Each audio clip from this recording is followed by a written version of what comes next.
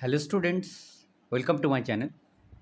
আজ আমরা Ray and Martin HS question bank English Ulysses কবিতা থেকে পেজ নম্বর 90 এবং 92-এর যে এমসিকিউগুলো রয়েছে 90 থেকে 92 পেজ পর্যন্ত সেই এমসিকিউগুলোর সমাধান করব। ইউলিসিস কবিতাটি লিখেছেন অ্যালফ্রেড লর্ড টেনিসন। ইতিমধ্যে নিশ্চয়ই তোমরা কবিতাটা পড়ে ফেলেছ, তাহলে চলো শুরু করে দেওয়া যাক। MCQ number 114. The phrase "the thunder and the sunshine" refers to the thunder এবং সানশাইন বলতে থান্ডার মানে বজ্রপাত, সানশাইন মানে সূর্যের আলো। এটা বলতে কী বোঝানো হয়েছে? Both good and bad weather, ভালো এবং খারাপ আবহাওয়া। 115. What is the significance of free foreheads mention in the poem? Free foreheads অর্থাৎ উন্মুক্ত ললাট বা কপাল, এটা বলতে আনবার্ডেন্ড মাইন্ডস অর্থাৎ যেখানে ভারমুক্ত মন বা জীবন, মানসিকতা। The line free hearts free foreheads highlights, free heart মুক্ত হৃদয় এবং মুক্ত কপাল, উন্মুক্ত কপাল, এটা কি হাইলাইট করছে? The Mariners independence and courage, তারা যে স্বাধীন এবং তারা যে সাহসী সেটা কিন্তু প্রমাণ করে বা হাইলাইট করে। What does Ulysses suggest about old age? Ulysses এখানে বৃদ্ধ বয়স সম্পর্কে কি বলেছেন, কি মন্তব্য করেছেন? It still holds opportunities for noble deeds, যে এখনও এটা ভালো কাজ করার জন্য উপযুক্ত। The phrase death closes all is an example of, এই যে ফ্রেজটা ইউজ করা হয়েছে ডেথ ক্লোজেস অল, এটা একটা পার্সনিফিকেশন বা ব্যক্তি সত্তার উদাহরণ। 119. What does the line not unbecoming men that strove with gods suggest about the men described? এই not unbecoming men that strove with gods, এটা বলতে কী বোঝানো হয়েছে? They were daring enough to challenge the gods. On 20. Describe the character of Ulysses and his fellow mariners, তাদের চরিত্র কেমন? They exhibit valour and nobility, সাহস রয়েছে এবং মহানুভবতা রয়েছে। What do the lights in the line the lights begin to twinkle from the rock symbolize? The lights begin to twinkle from the rocks, এটা কী সিম্বলাইজ করছে? Stars in the night sky, রাত্রের আকাশে তারাকে সিম্বলাইজ করছে। 122. How do the twinkle lights relate to Ulysses state of mind in the poem? এই twinkle lights এটা ইউলিসিসের মনের কোন দিকটাকে তুলে ধরছে? They symbolize hope and guidance for his journey, তার আশা এবং তার পথপ্রদর্শককে বোঝাচ্ছে। দ্য রক সিম্বলাইজ, রক কিসের সিম্বলাইজ করছে? অবস্টাকেল ইন ইউলিসিস জার্নি, ইউলিসিসের যাত্রাপথে তার যে বাধা সেটাকে বোঝাচ্ছে। Whom does Ulysses refers to as my friends? তার মাই ফ্রেন্ডস বলতে কাকে বুঝিয়েছেন ইউলিসিস? হিজ ফিলো মেরিনার্স, তার সাথী নাবিকদেরকে তিনি বুঝিয়েছেন। 125. The action that is being described by push off is, push off বলতে এটা কোন ধরনের অ্যাকশানকে বোঝাচ্ছে? Setting sail on a new voyage, নূতন সমুদ্রযাত্রার উদ্দেশ্যে যাত্রা করাকে বোঝাচ্ছে। Sitting well in order to implies that men not the ship ready and disciplined, এটাকে বোঝাচ্ছে। 127. The imagery evoked by the phrase sounding furrows is of, sounding furrows বলতে কী বোঝানো হয়েছে? Deep and powerful waves of the ocean, সেটাকে বোঝানো হয়েছে। What metaphor does Ulysses use to describe his desire for knowledge? তার জ্ঞানের প্রতি যে ইচ্ছে সেটা বলতে তিনি কী বর্ণনা করেছেন? To sail beyond the sunset, সূর্যাস্তের উদ্দেশ্যে, যেদিকে সূর্যাস্ত হচ্ছে সেই উদ্দেশ্যে তার পাল তুলে দেওয়াকে বর্ণনা করেছেন।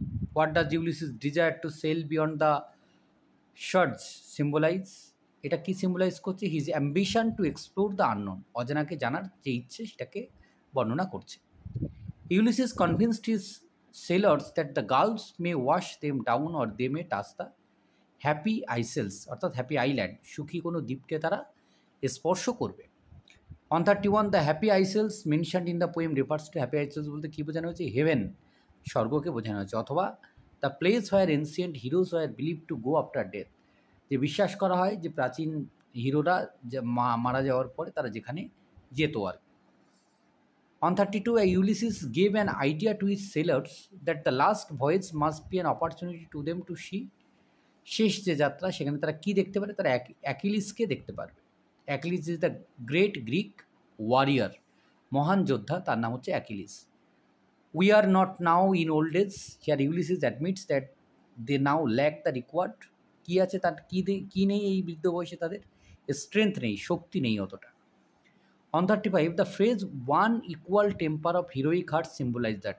One equal temper of heroic heart বলতে কি বুঝিয়েছে?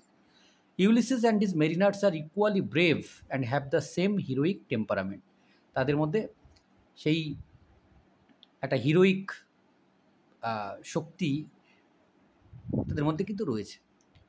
How might the phrase made weak by time and fate, যে নিয়তি এবং সময়ের দ্বারা দুর্বল, but strong in will relate to human condition, কিন্তু তারা ইচ্ছে শক্তিতে ভরপুর, এটা বোঝাতে কী বুঝিয়েছে? It reflects the inevitability of aging and loss of strength, তাদের শক্তি সেটাকে কমে গেছে বয়স হওয়ার সঙ্গে সঙ্গে, সেটাকে বুঝিয়েছে।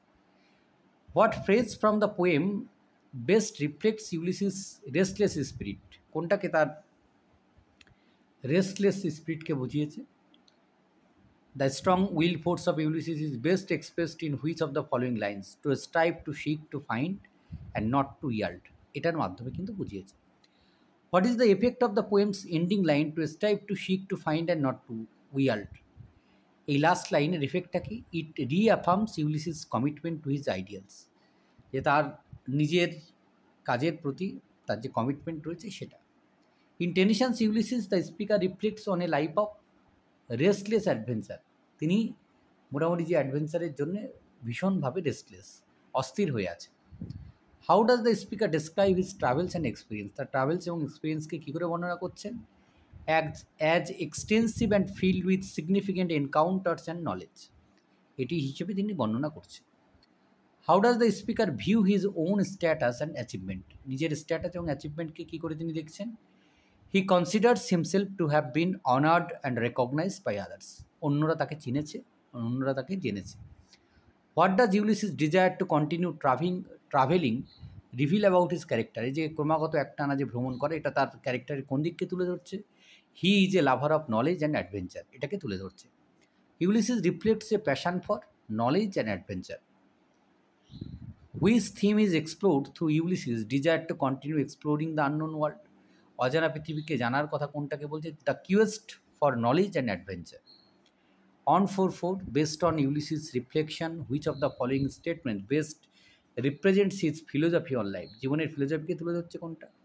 Life should be an endless pursuit of new experiences. On 45, given the entire poem, how does Ulysses view aging? এজিংটাকে, বয়সটাকে কীভাবে দেখছে? As something to be resisted by seeking new adventure. On 4.6, how does Ulysses view death based on the lines of the poem? মৃত্যুকে কীভাবে দেখছে? As a motivator to continue living fully. What is the main conflict explored in Ulysses? ইউলিসিসের মধ্যে কোন দ্বন্দ্বটাকে আমরা দেখতে পেয়েছি?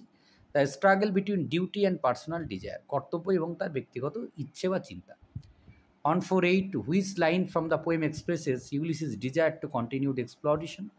যে ক্রমাগত একটানা তার যে এক্সপ্লোর করার ক্ষমতাকে কোনটাকে বোঝাচ্ছে? How dull it is to pause to make an end, to rust unburnish, not to shine in use, এটাকে বোঝানো হয়েছে।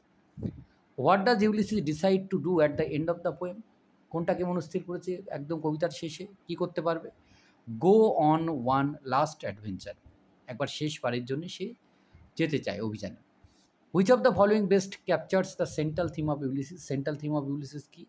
The value of experience and exploration, অভিজ্ঞতার মূল্য এবং খুঁজে পাওয়ার মূল্য।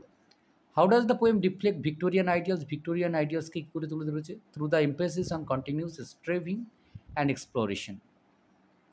What does Ulysses imply about the nature of human existence, human এক্সিস্টেন্সের নেচার সম্পর্কে তিনি কী বলছেন? It is a constant pursuit of new experiences, যে ক্রমাগত একটা নূতন কিছুকে জানার যে ইচ্ছে সেটাকে বোঝানো হচ্ছে। How does the poem Ulysses addresses the theme of identity, theme of আইডেন্টিটিকে কীভাবে অ্যাড্রেস করেছে? It explores the tension between Ulysses roles as a king, a father and adventure. On 5.4, how does the poem's use of mythological references enhances its meaning? Mythological reference কী করে use করেছে? It ties Ulysses' personal journey to universal themes of heroism and exploration. How does the imagery of the sea contribute to the poem's themes? Imagery কীভাবে এখানে ব্যবহার করা হয়েছে? It represents the dangers and uncertainties of life, বিপদ এবং জীবনের অনিশ্চয়তাকে তুলে ধরেছে। What effect does the use of enjambment have in the poem? It creates a sense of continuity and forward momentum. সেটাকে বোঝানো হয়েছে। How does the structure of the poem contribute to its meaning? Structure কি বুঝিয়েছে? The blank verse mirror the flow of Ulysses thoughts and speech. What emotion does Ulysses express about his future in this poem? Hopeful ইয়ার্নিংকে বুঝিয়েছে। In what way does the poem Ulysses reflect romantic ideals? Romantic আইডিয়ালসকে কী করে বুঝিয়েছে? It glorifies individualism and the pursuit of personal goals. তো এই ছিল এই পর্বের সমাধান। ধন্যবাদ সকলকে সঙ্গে থাকার জন্য। দেখা হচ্ছে পরের ভিডিওতে।